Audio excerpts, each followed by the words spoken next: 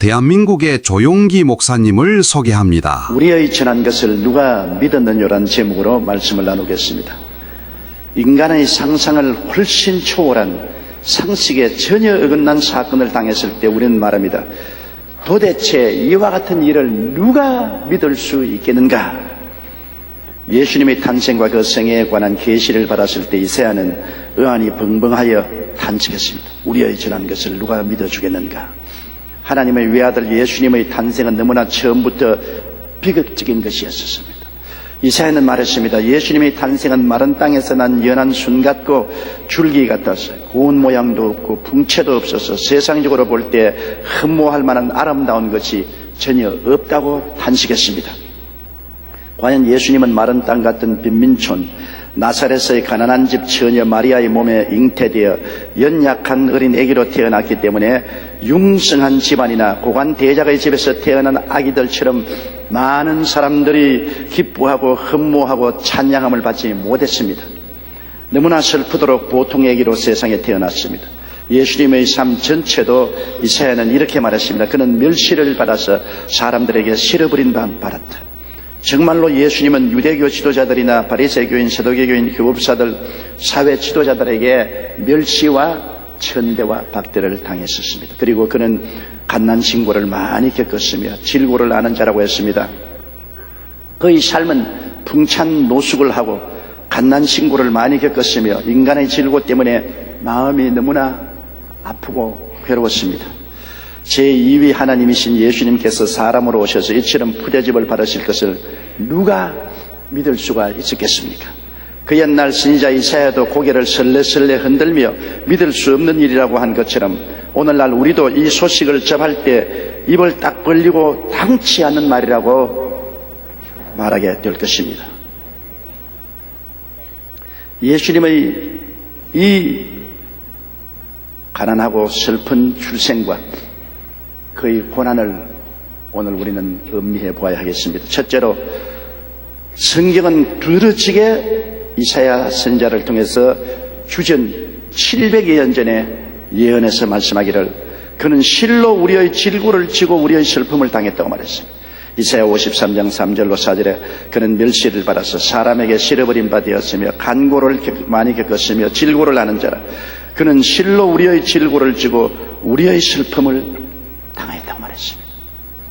주님께서는 그 사역의 3분의 2는 병 고치는 데 보내셨습니다. 인류의 구원자이신 예수님이 이 땅에 오셔서 왜 영혼 구원의 역사에만 집중하지 아니하시고 그 사역의 3분의 2는 처처에 다니시면서 병 고치는 데 보내셨습니다. 그것은 사람들이 병들어서 고통당하는 것을 주님은 몹시 안타깝게 생각하고 괴로워했기 때문인 것입니다. 마태복음 4장 23절로 24절에 예수께서 온 갈릴리에 두루 다니사 저희 회당에서 가르치시며 천국 복음을 전파하시고 백성 중에 모든 병과 모든 약한 것을 고치시니 그의 소문이 온 수리아에 퍼진지라. 사람들이 모든 앓는 자 곧 각색 병과 고통에 걸린 자, 귀신 들린 자, 간절한 자, 중풍병자들을 데려오니 저희를 고치시더라.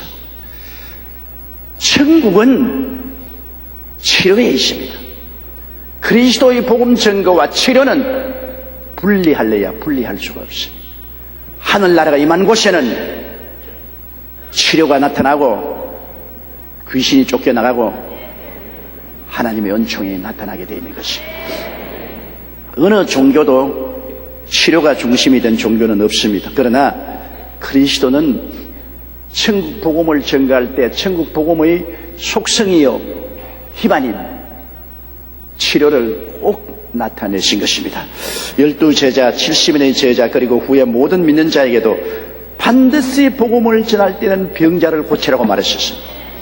마태복음 10장 1절에 예수께서 그 12제자를 부르사 더러운 귀신을 쫓아내며 모든 병과 모든 약한 것을 고치는 권능을 주셨다고 말했습니다.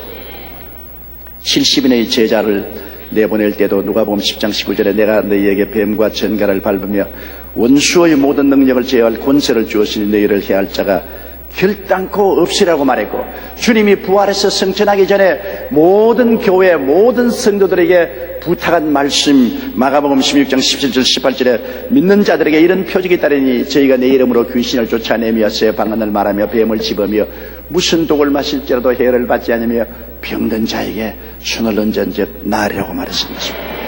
예수님은 병에 대해서 추호도 타협하지 않았습니다. 주님은 병을 미워하셨습니다. 병과 예수 그리스도는 원수지간입니다. 예수님은 병과 더불어 살기를 원치 않았습니다. 왜냐? 병은 천국에 역행하는 것이기 때문인 것입니다. 병은 생명을 빼앗아가기 때문인 것입니다. 도적이 오는 것은 도적질하고 죽이고 멸망시키는 것뿐이요, 인자가 온 것은 양으로 생명을 얻게 하되 풍성히 얻게 하려 왔다고 말한 것입니다. 치료는 생명에 속하고 병은 사망에 속하고 있기 때문인 것입니다.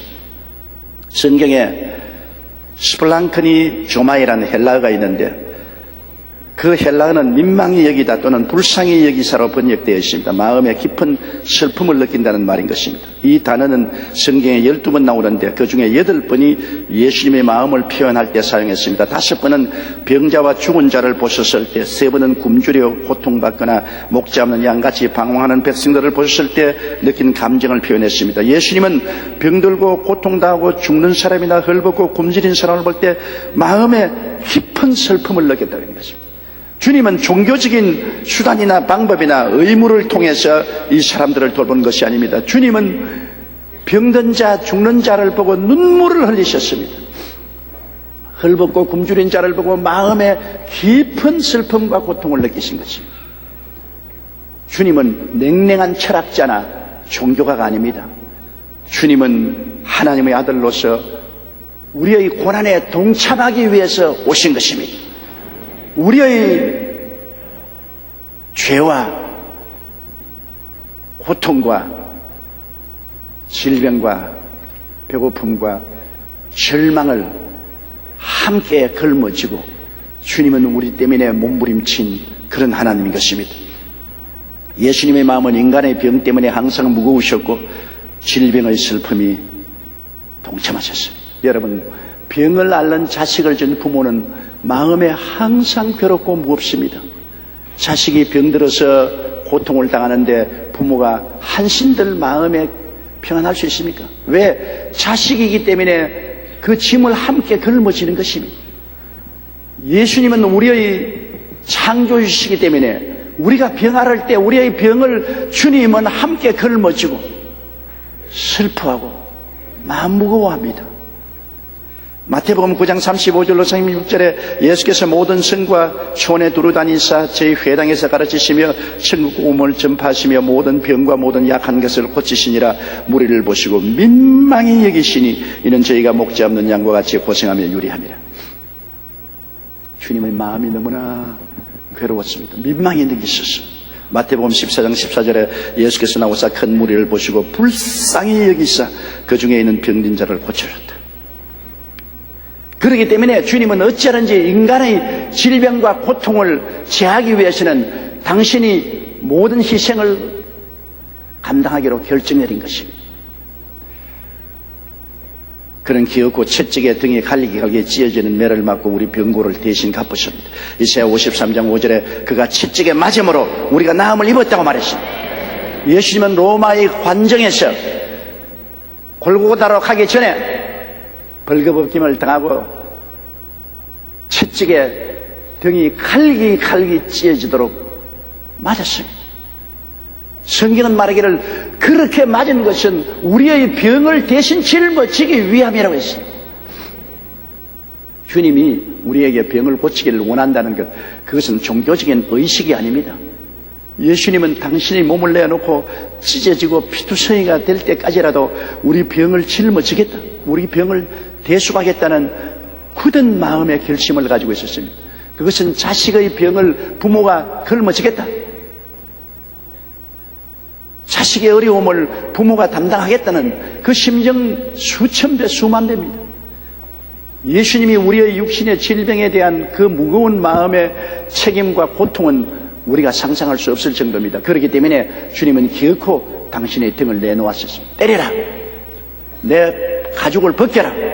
피투성이로 만들어라. 그리고 그 흘린 피로서 병의 대가를 지불하라. 내가 고통 속에 몸부림치더라도 내 백성을 치료하고 싶다. 베드로전서 2장 24절에 친히 나무에 달려 그 몸으로 우리 죄를 담당하셨으니 이는 우리로 죄에 대하여 죽고 의에 대하여 살게 하심이라. 제가 채찍에 맞음으로 너희가 나음을 얻었나니라고 말하고 있는 것입니다. 2004년 5월 8일의 순복음 가족신문에 실린 은평대교 송문근 권사님의 간증을 읽고 크게 감동을 받았습니다. 권사님은 혈압이 높은 것 외에는 다른 병이 없이 건강하게 살고 있었는데 2003년 5월 갑자기 눈이 띌 정도로 살이 빠지고 허약해져서 병원에 가서 검사를 받았습니다. 그런데 검사 결과 간암 말기였습니다. 의사는 암이 폐까지 전이가 되어서 가능성이 없고 그냥 집에 가라 했습니다. 나이 많은 분이시라 항암 치료를 받을 체력이 없다고 말했습니다. 그날 이후로 권사님은 암으로 인한 고통에 시달려야 했습니다. 음식은 물론 물도 넘기기가 어려웠고 때로는 각혈에 숨도 제대로 쉴 수 없을 정도로 괴로웠습니다. 급기야 가족은 3일 작정 기도회를 가졌고 교구에서는 합심하여 21일간 다니엘 기도로서 우리 권사님을 감사주고 격려해 주었습니다. 권사님은 기도하면서 예수님을 바라보았습니다. 채찍에 맞음으로 우리의 모든 질병을 가져가신 예수님을 바라보고 그는 예수님께 의지해서 끊임없이 이 암은 물러가라, 간암과 폐암은 물러가라 계속해서 대적했습니다. 그리고 제게 왔어요. 제가 예수 이름으로 간절히 안수기도를 해드렸습니다. 그런데 신기하게 권사님의 고통이 그때로부터 사라지기 시작해서 그해 12월에 병원에 가서 재검사를 받았는데 의사가 이해한 표정을 지으며 혹시 우리 병원 말고 다른 병원에 치료받으셨나요? 아니면 지금 다른 약 드시는 것이 있습니까? 라고 물었습니다. 권사님이 아니라고 대답했더니 의사는 촬영한 사진을 보여주면서 기적이 일어났습니다. 사진을 보니 처음 찍은 사진은 명확하게 암이 퍼져 있었는데 두 번째 사진에는 깜쪽같이 사라지고 암이 흔적도 없었습니다. 하나님의 기적이 일어난 것입니다. 예수님께서 채찍에 등이 갈기갈기 찢어지도록 매를 맞으셨습니다. 우리의 모든 병을 대신 지신 것입니다. 그러므로 누구든지 이 예수님을 바라보고 믿음으로 나가면 오늘 또 예수님의 치료의 능력은 나타나는 것입니다. 성경에는 히브리서 13장 8절에 예수 그리스도는 어제나 오늘이나 영원토록 동일하다고 말한 것입니다. 그러므로 병은 여러분 불법입니다. 병은 우리가 용납할 수 없습니다. 예수를 믿는 사람, 예수의 보혈을 의지하는 사람은 2000년 전부터 법적으로 이미 고침을 받은 사람들인 것입니다. 우리는 마귀의 거짓에 속아 넘어가서 고통당하지 말아야 됩니다.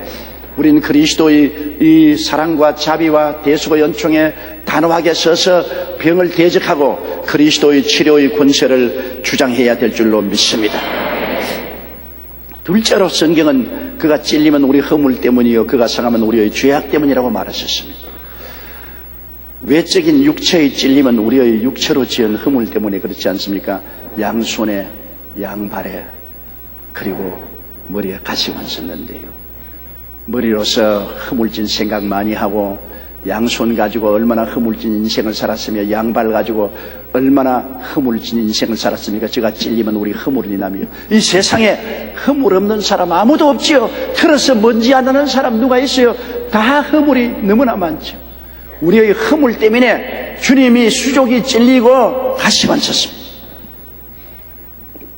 히브리서 9장 21절에 율법을 쫓아 그의 모든 물건이 피로서 정결하게 되느니 피 흘림이 없은즉 사심이 없느니라. 히브리 13장 12절에 그러므로 예수도 자기 피로서 백성을 거룩게 하려고 성문 밖에서 고난을 받으셨느니라. 수족이 찔려서 흘린 피로서 허물진 죄를 대속하셨습니다. 내적 심령의 상함은 우리의 범죄 때문입니다. 여러분 속상하지 않아요? 우리 어머님은 우리 9 형제를 길렀기 때문에 그 가난할 때 일정시에 6.25를 통해서 자식들을 길렀기 때문에 어머니가 늘 하시던 말씀이 기억납니다. 내 속이 상해 죽겠다.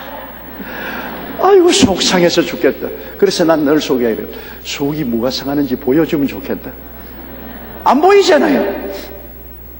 그러나 바깥에 입는 상처도 고통스럽지만은 속이 상한 것 굉장히 고통스러운 것입니다. 심장이 터질 것 같다고 그렇게 말한 사람도 있지 않습니까?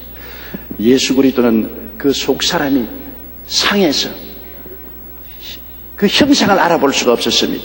이사야 52장 14절에 이왕에는 그 얼굴이 타인보다 상하였고 그 모양이 인생보다 상하였으므로 무리가 그를 보고 놀랬다고 했습니다. 완전히 주님은 속이 상해서 이그러졌습니다. 문드러졌습니다. 시편 22편 14절에 나는 물같이 쏟아졌으며 내 모든 뼈는 어그러졌으며 내 마음은 총밀 같아서 내 속에서 녹았다. 상상을 초월할 만큼 주님은 그 내적 심령이 상함을 입었었습니다. 주님은 인간을 지으신 책임, 인간에 대한 끊지 못할 사랑 때문에 이 고난을 끌어안은 것입니다. 못된 자식을 준 부부가 그 자식 때문에 고생을 많이 하고 많이 번뇌를 하다가 하루 저녁에 둘이가 이 말을 맞대고 앉아서 이야기를 하기 시작했습니다. 여보, 우리 이 자식 그만 안 낳은 것으로 생각하자. 이 버린 자식 안 낳은 것으로 생각하고 오늘부터 잊어버리자. 버린 자식 내 던져버리고 이제는 우리 마음 편안하게 살자. 안 낳은 것으로 생각하자. 그러고 난 다음에 둘이가 잠자리에 들어갔는데 한참 있다가 보니 남편도 안 자고 있고 아내도 안 자고 있습니다. 둘이가 다 부인이 여보 안 낳은 줄로 생각하면 되는데 왜 그러냐 이건 아무리 안 낳은 줄로 생각해도 낳은 것을 어떻게 안 낳은 줄로 생각할지 낳았으니 이거 아무리 던져버리고 잊어버리려도 잊어버릴 수 없어요. 자식을 낳아서 기른 사람은 다 알고 있습니다.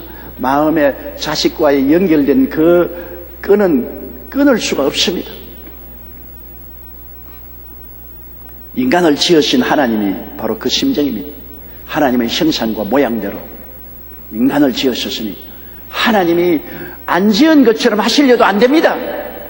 하나님의 마음에 얼마나 무거운 책임을 느끼고 근질긴 끊지 못할 사랑 때문에 독생자 예수님을 보내주셨고 예수님은 우리의 죄를 대신 짊어지고 십자가에 올라가셨습니다. 이사야 53장 6절에 우리는 다 양 같아서 그렇게 하여 가게 제 길로 갔거늘 야훼께서는 우리 무리의 죄악을 저에게 담당시켰도다. 왜 죄는 우리가 지었는데 고생은 하나님의 아들이 해야 됩니까? 그것은 사랑 때문에 그렇습니다. 죄는 자식이 지었는데 짐은 부모가 걸머지는 거하고 한 가지인 것입니다. 사랑 때문에 그런 것입니다. 시편 103편 13절에 아비가 자식을 불쌍히 여김같이 야훼께서 자기를 경외하는 자를 불쌍히 여기신다. 부모와 자식의 끈끈한 그 사랑, 그것이 바로 하나님과 우리 인생 간의 사랑을 말하는 것입니다. 민물을 사는 생물 중에 가시고기라는 물고기가 있습니다. 가시고기라는 소설도 있지 않아요. 이 가시고기는 산란 때가 되면 수컷이 정성을 다해 수초해서 보금자리를 만들면 암컷이 알을 놓고 암컷은 뒤도 안 돌아보고 떠나가 버린 것입니다. 그러나 수컷은 내내 알이 부화될 때까지 알을 지킵니다. 다른 고기들이 와서 알을 먹지 못하게. 그리고 자꾸 지느러미로 새로운 물을 공급해서 산소가 충분히 공급되게 합니다. 먹지도 아니하고 자지도 아니하고 24시간 그 알을 위해서 희생을 당합니다. 그 알이 부화되어 나올 줄 되면 수컷은 기진맥진하여 죽어버립니다. 그러면 새끼들이 알에서 깨어나서 뭘 먹고 자라냐? 죽어버린 아버지의 시체를 먹고 자랍니다. 그래서 가시고기는 있는 것을 다 희생해서 새끼를 위해서 목숨을 바치는 물고기를 말합니다. 하나님께서 우리를 위해 목숨까지 주신 것은 우리를 사랑하시기 때문인 것입니다. 하나님이 부모가 자식을 사랑하는 그 이상의 사랑으로 우리들의 고통에 동참하신 것입니다. 셋째로 그가 징계를 받음으로 우리가 평화를 누린다. 징계란 잘못에 대한 대가로 고난받는 것을 말하지 않습니다. 회사에서 잘못하면 징계받아서 심할서를 쓰든지 강등이 된지 쫓겨나지 않아요. 징계라는 것은 고난을 받는 것을 말합니다. 예수님의 34년 동안의 지상 삶이 인간을 위한 징계입니다. 예수님은 제2위의 하나님이요 하나님 아버지께서 예수님을 통해서 천지를 지으셨습니다. 만왕의 왕 만주의 주요 천군과 천사들이 경배하는 영광스러운 하나님이 동정녀 마리아의 몸을 통해서 이 땅에 태어나서 인간으로서 이 땅에서 사셨습니다. 그 삶 전체가 징계입니다, 여러분. 하나님이 저주받은 이 땅에 와서 살았다는 그 자체가 징계입니다. 왜 이 땅에 와야 됐나요? 하나님을 버린 인생 때문에 그런 것입니다. 하나님을 버린 인생 때문에 예수님이 대신 징계를 받은 것입니다. 빌립보 2장 8절에 사람의 모양으로 나타나셨음에 자기를 낮추시고 죽기까지 복종하셨으니 곧 십자가에 죽으심이라고 했습니다. 아담이 에덴에서 쫓겨나 만든 세상, 즉 저주받은 세상을 주님은 끌어안기 위해서 이 세상에 오신 것입니다. 마가복음 10장 45절에 인자에 온 것은 섬김을 받으려 함이 아니라 도리어 섬기려 하고 자기의 목숨을 많은 사람의 대속물로 주려 왔다고 말씀하셨습니다. 그러므로 주님은 징계를 차원하고 오신 것입니다. 십자가를 지시고 골고다로 향하신 예수님의 초라한 모습, 그리고 버림받아 십자가에 매달리신 주님, 이것이 모두 다 하나님께로부터 쫓겨났고 버림받은 징계인 것입니다. 아담과 하와가 범죄하고 하나님께로부터 쫓겨난 그 고통을 예수님이 대신 갚음으로 우리가 다시 하나님 품으로 돌아오고 하나님의 은총과 사랑과 축복을 받을 수 있게 만들기 위해서 주님께서 그 대가를 지불하시는 것입니다. 마가복음 15장 34절에 제9시에 예수께서 크게 소리 지르시되 엘리 엘리 라마 사막다니 하니 이를 번역하면 나의 하나님이여 나의 하나님이여 어찌하여 나를 버리셨나이까. 하나님 아버지와 예수님이 분리될 수가 없어요. 그런데 우리의 죄를 짊어지고 십자가에 하나님의 매를 맞고 심판을 당할 때는 하나님 아버지가 등을 돌려버렸습니다. 영원히 하나님과 함께 계신 예수님, 하나님의 영광의 광채를 잃은 적이 없는 예수님은 십자가에 매달렸을 때 하나님의 버림을 당했습니다. 어마어마한 징계를 당하신 것입니다. 시편 22편 6절에 나는 벌레요 사람이 아니라 사람의 회방거리요 백성의 조롱거리니이다, 그렇게 말씀하셨습니다. 많은 사람들이 십자가형을 단순히 나무에 사람을 못 박은 것으로 생각합니다. 그러나 지금까지의 연구 결과에 의하면 십자가에 못 박는 것은 맨 마지막 순서로 하는 것이고 그 형벌은 심한 채찍으로부터 시작된다고 합니다. 게다가 당시 사용했던 채찍의 끝에는 나비나 동물의 뼈 같은 것이 붙어 있어서 한 번 맞으면 살 속에 박혀서 살을 찢고 뼈를 상하게 했습니다. 그 고통 또한 엄청난 충격으로 즉사하는 사람들도 있었다고 기록하고 있습니다. 이뿐이 아닙니다. 날씨가 더웠기 때문에 채찍에 맞은 상처에서는 곧바로 진물이 흐르고 염증이 생기기 시작하여 죄수의 몸은 불처럼 열이 화끈 났습니다. 염증과 후유증으로 그렇습니다. 그 상태로 자신이 못 박힐 2m 길이의 무거운 나무를 끌고 사형 장소까지 이동하는 것입니다. 그 후에야 십자가형에 집행되는데 그 십자가형의 고통은 우리의 상상을 완전히 초월합니다.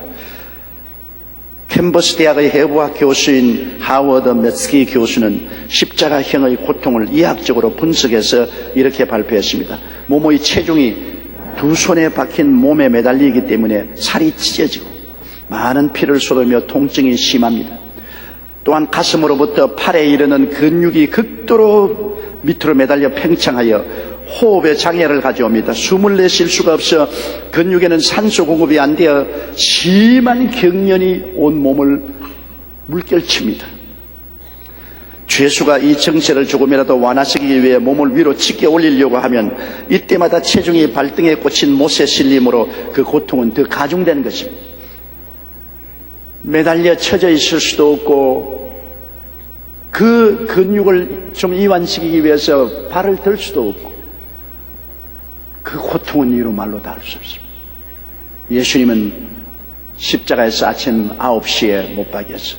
10시, 11, 12 그리고 극한의 고통 속에서 하나님이 어찌 나를 버리시나이까 탄식을 하시고 1시, 2시, 3시, 6시에 내가 이루었다 하시고 운명하셨습니다. 그 6시간 동안의 고통은 말로 나오십니다. 보통 우리 인생 같으면 우리는 죄 지은 사람이니 죄값으로 그렇게 한다고 하지만은 하나님이시여, 하나님의 독생자이신 예수님, 죄를 알지도 못하고 죄를 지은 적도 없는 그분이 우리 때문에, 내 때문에, 내 허물 때문에, 내 죄 때문에 대신하여 십자가에서 이 고통을 당하면서도 주님은 12영이나 되는 천사를 명하여 내려오라고 하지 아니하시고 끝까지 참으신 것입니다.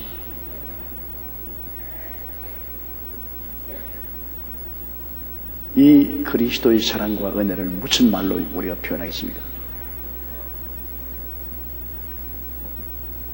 우리가 가슴을 활짝 펴고 이 예수 그리스도 앞에 무릎을 꿇고 그리스도를 만왕의 왕 만주 주로 모시고 살아가야 되겠습니다. 가장 귀한 사랑의 가치는 희생과 헌신이라고 그라시안 스페인 작가가 말했습니다.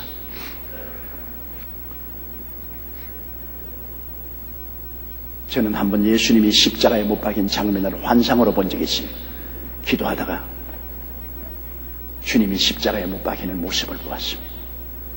그러고 난 다음에 흘러나오는 찬송을 들었습니다. 얼마나 아프셨냐 못 박힌 손과 발, 죄 없이 십자가에 매달리신 예수님, 하늘도 땅도 울고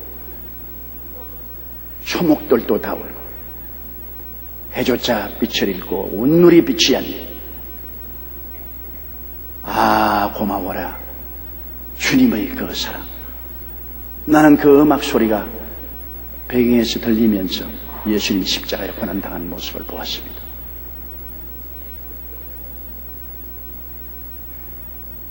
어느 종교적인 창시자가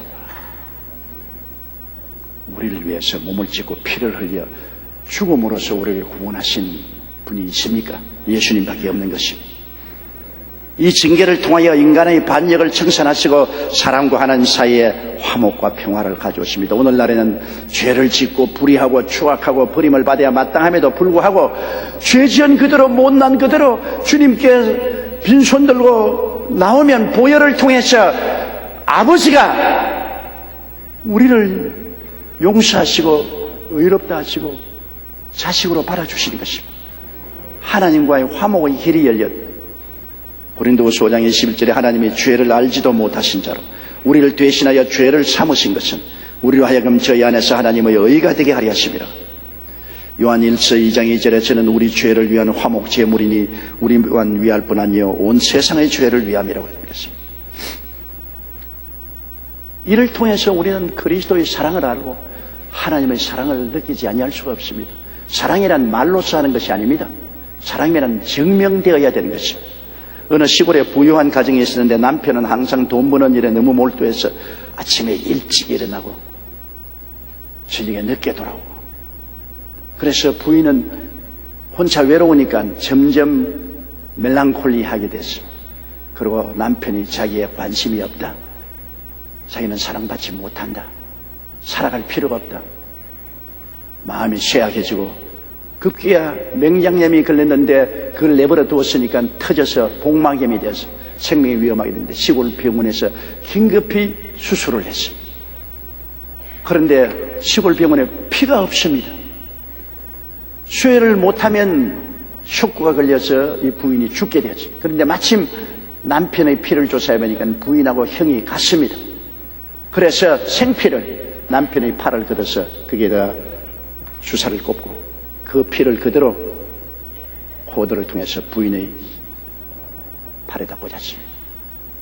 부인이 정신이 희미한 가운데서 그는 내가 죽어야지, 나는 사랑받지 못하고 우리 남편에게 인정도 못 받았니 내가 무엇보다 살아야 되겠냐, 그런 심정을 가지고 보았는데 남편이 곁에 있거든.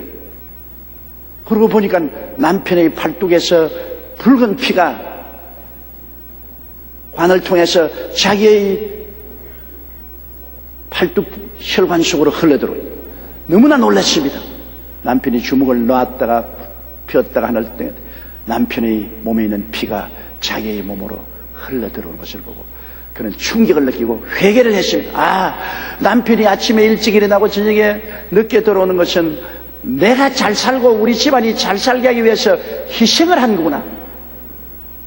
남편이 나를 사랑하지 않는다면 어떻게 자기 몸에 있는 피를 직접 내 혈관에 뽑아서 이렇게 피를 전달해 주겠는가. 그래서 그 부인은 크게 회개하고 병에서 나와서 정말 남편을 사랑하고 가정을 꾸리는 좋은 부인이 되었다는 간증을 제가 직접 읽어본 적이 있습니다. 그는 사랑을 체험했습니다. 남편의 피를 나누고도 사랑을 체험하는, 우리를 위해서 십자가에 몸을 찢고 피를 흘려서 죽기까지 사랑하신 예수 그리스도를 바라보고 하나님의 사랑을 의심하면 안 되는 것입니다. 하나님의 세상을 이처럼 사랑하사 주셨으니 독생자를 주신 것입니다. 예수님은 당신의 생명을 십자가에서 우리 위해 부어주신 것입니다. 이사야 53장 7절로 8절에 그가 곤욕을 당하여 괴로울 때에도 그 입을 열지 아니하였으며 마치 도수상으로 끌려가는 어린 양과 털 깎는 자 앞에 잠잠한 양같이 그 입을 열지 아니하였도다. 그가 곤욕과 신문을 당하고 끌려갔으니 그 세대 중에 누가 생각하기를 그가 산자의 땅에서 끊어지면 마땅히 형벌받을 내 백성의 허물을 인하매라 하였으리.